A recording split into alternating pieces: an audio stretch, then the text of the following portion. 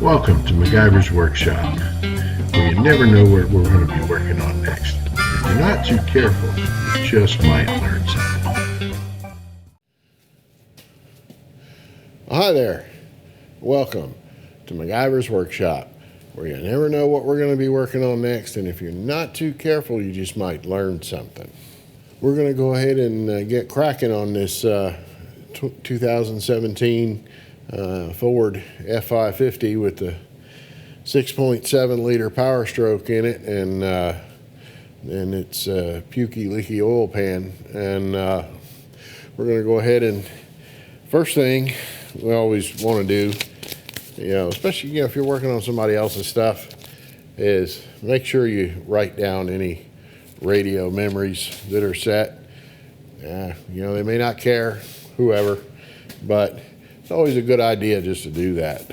Then once you're done with that, then we're going to need to go ahead and disconnect the battery, or batteries in this case.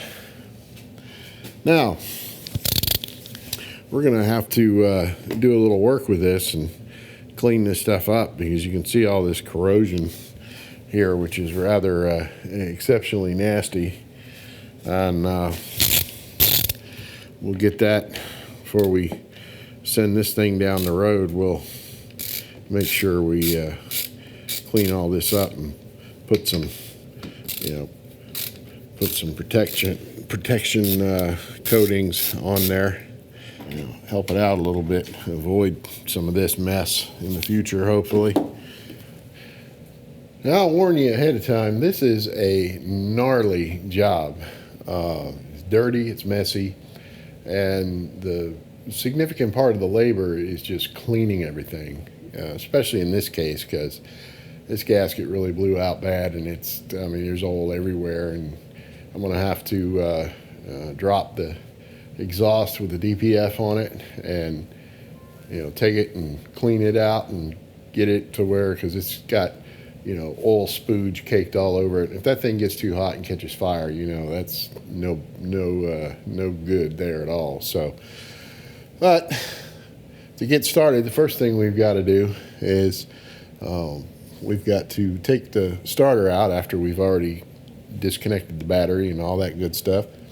And most of these, or a lot of these, we see will have these wheel simulators on them. There's a trick to getting them off, and looks like somebody may have tried unsuccessfully and lost a couple of the little fake lug nuts here. But let me show you how we get those off here.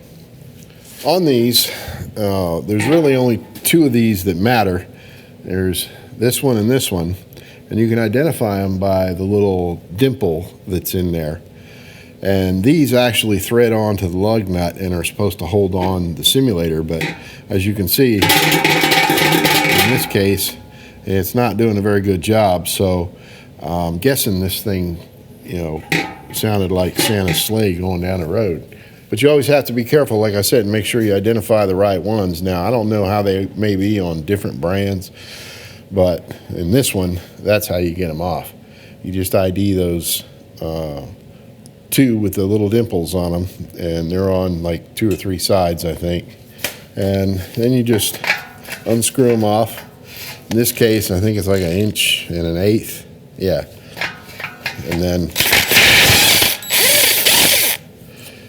And they kind of have like a little mini lug nut in them, and it screws on and holds on the simulator.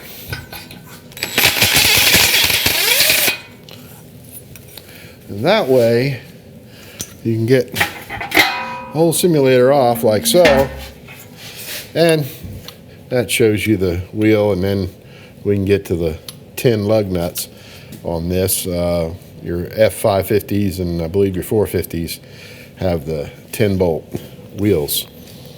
They're heavy. So, I'm going to get this wheel off of here, and then we're going to have to take out this inner fender well so we can reach in back through here and get our starter out.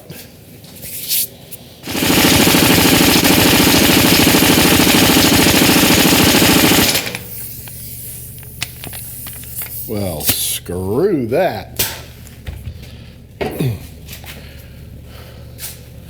when you're done playing,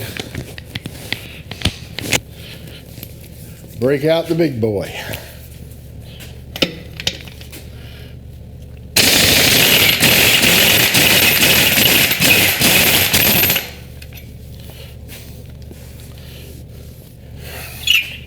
You know, when you're working on these big trucks, it's always a good idea to have at least a 3/4 or a 1-inch impact.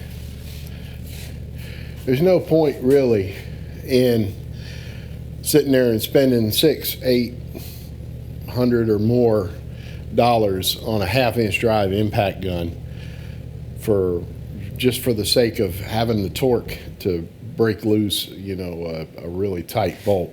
So, you know, for about $150, you can get you a 3/4 or 1-inch impact, which, you know, has well over 1,000 foot-pounds of torque or pound-feet of torque.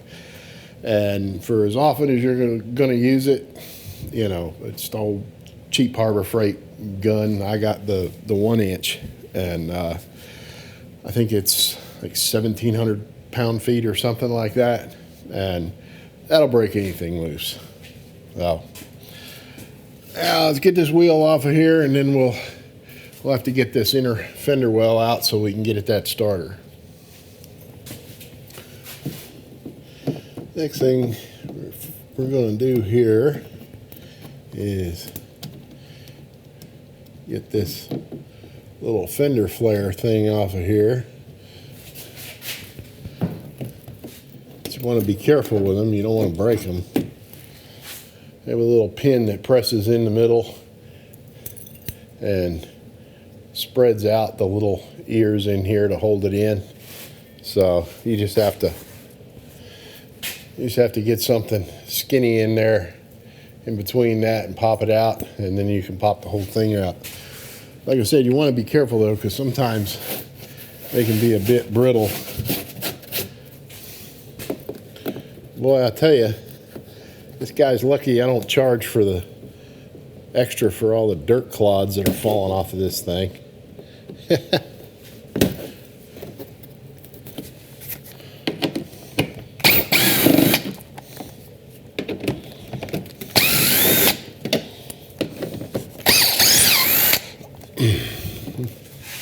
Don't forget your ones under here.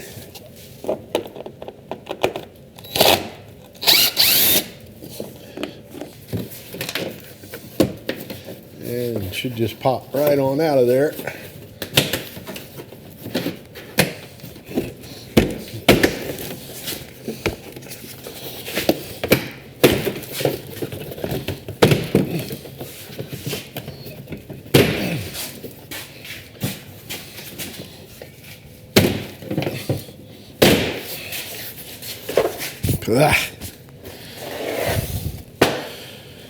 Oh, and I just cleaned this shop up.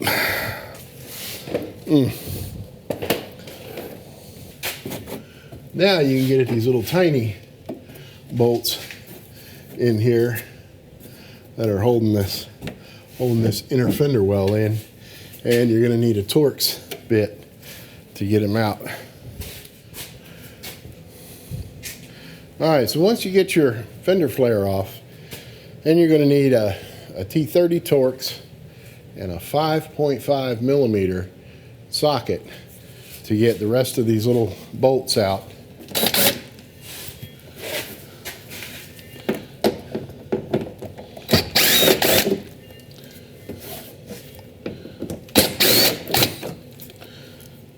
Okay, and get your Torx ones out of there.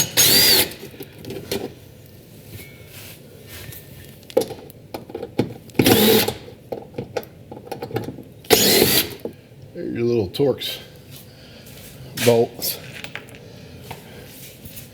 And let's see, there'll be, well, I'm guessing there may have been one that went here, but it's missing. So this one looks like it's only got two. And it's not going to want to come easy, of course. They never do.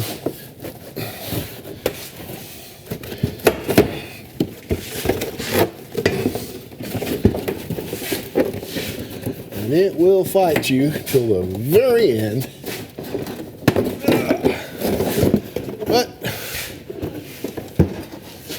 be patient.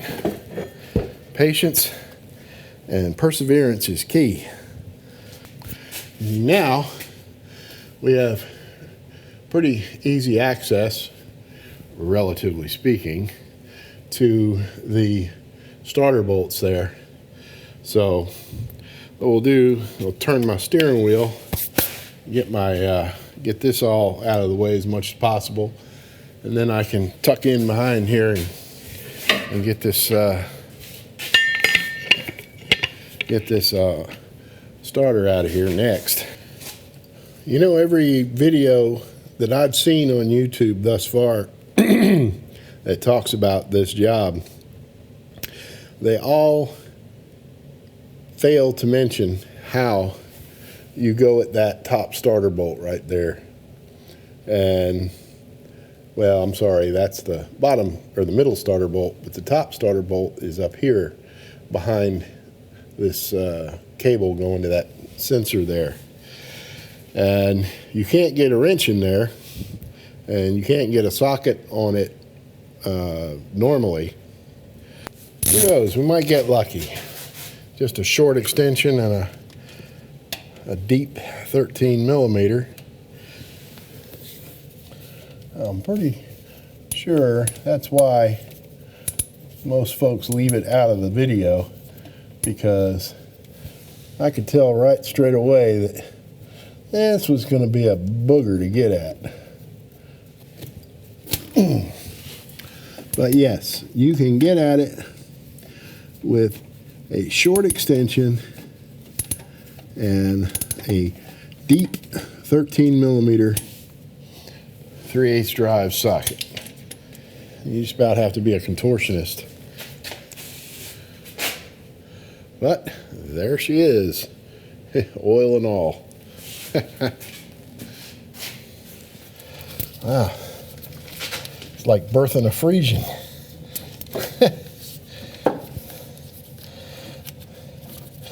I've seen that go with less trouble. And there we go. She's out of there. Look, it's a starter. Sheesh. What a roll of pain that was, huh?